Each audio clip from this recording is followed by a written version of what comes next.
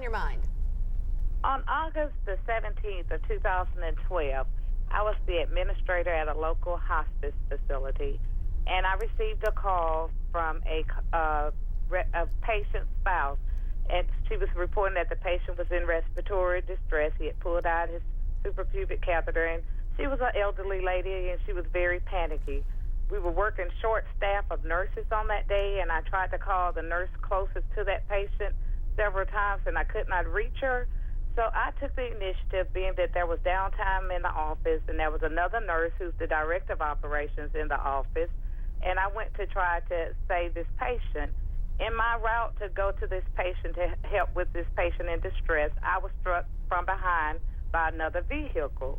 I was taken to the emergency room. I called from the emergency room to speak with the director. She faxed over the workman's comp papers, but she never came to the phone. She only sent messages through the secretary.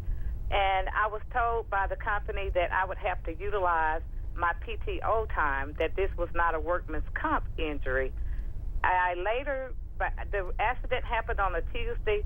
On that Friday, I get a call from the workman's comp office, and I'm in my personal doctor's office at this time, and they tell me I can't go see another doctor. I have to wait for them to set me up with a doctor. It took them a couple of days to get me set up with a doctor and to approve for me to go to therapy.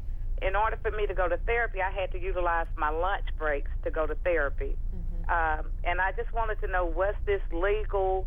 You know, I came back to work early because I didn't want to use up all my PTO time. I have Trudy, let let me put you on hold just a minute and let Charles sort of weigh in on some of what he's heard, because I know you have a tough situation that you're in. Well, I'm having some difficulty hearing. I'm having a little trouble with my earpiece, but I think I heard most of what you said, Trudy.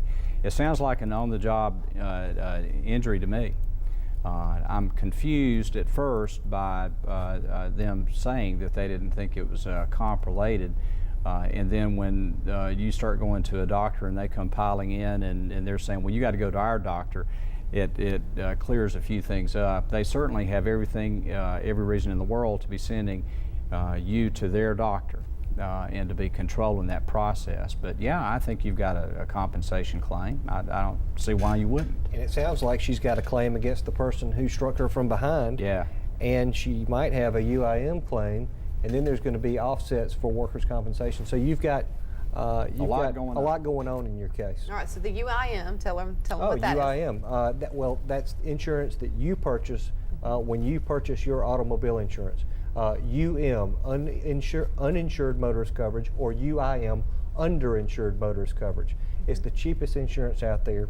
Every time we get a chance, we beg everybody to make sure your policy has uninsured motorist coverage on it, because when you get struck by somebody who does not have insurance or doesn't have a lot of insurance, you're going to have to access it for you and for the people in your vehicle.